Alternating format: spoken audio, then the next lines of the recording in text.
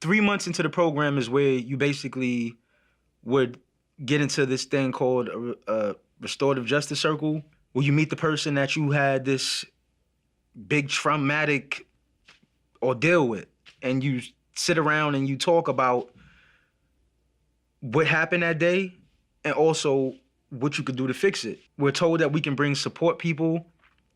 I automatically asked for my mother and my aunt to come. I waited for it to start. I looked them up and down repeatedly.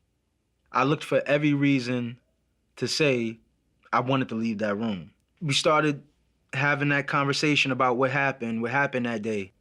I feel like I'm a person who's very connected to feeling. So like I automatically start looking at my mother's face and I start looking at my aunt's face. Cause I'm trying to get a feel of, are we still in that open place? Or did we just go to that armored place? Like, we ready to get down to this room, I guess. And I watched my aunt. My aunt is one of those women that's like, men need to cry, men need to let things out, we wouldn't be killing each other, right? That's her main slogan. So I seen her and her head starts moving like this, in agreement while my brother's crying. And they pause and they stop. And she continues to go, And I didn't feel that urge to jump over. I didn't feel that urge to act out my anger that was in that day. I felt still. I felt like there was something happening and I wasn't supposed to be resistant to that thing by saying anything at that moment or doing anything. I was just supposed to be there. So I shut up and I stayed there and I felt. And I looked at the guy that we harmed and I said, that day, I went outside to protect my brother, but I didn't know I was actually hurting another one. I felt myself choked up.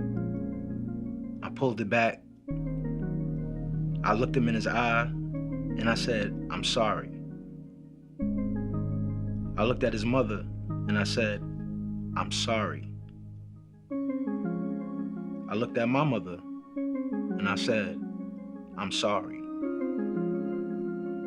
And I just went quiet. It paused for a while. I gave his mother a hug. She gave me a hug.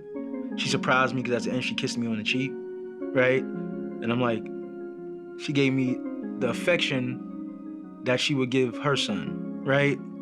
Like, I harmed your son, and you just gave me a hug and a kiss on the cheek and told me, God bless, I'll see you later. Like we were the closest, like it was weird, but it felt good. And I stayed in that. And in time, I ran into people who had that same like mind as me after a while. Like I ran into a circle of people who I noticed talked about how they was hurt or how something pained them. And nobody flinched in the room. Nobody said nothing macho to cover it up. Like my father always said, I love you, but he always said, I love you, big head, right? So that sort of thing. There was nothing to go with it. It was just what it was. And I was like, that's the type of space I want to be in. I know that I am connected to so much with every action that I make in every day. And that's what made me see that I was worth needing healing. I was worth receiving healing. I've learned that the ingredients are not set in stone. That the ingredients are not all tough ingredients. They're not me being a protector. They're not me knowing all the answers. The strength is in me saying, I don't know. I need help. I feel a little hurt right now. I want not to have to worry about my kids going through violent things without there being an answer for it, and also just not going through violent things. And I want them to be able to speak about the violent things that are going on with them and them not feeling like they have to mask it or have to be strong enough to go through that thing. I want them to have all the things and the supports that I got for myself.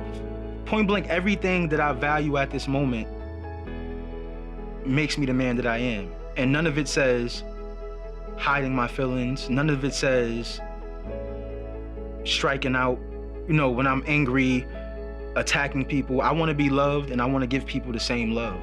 If you said who you are as a man now, I would say I'm feeling. I'm emoting. I'm a safe space. I'm a father. I'm a carer. I'm a caregiver. I'm a community activist. I'm Penny.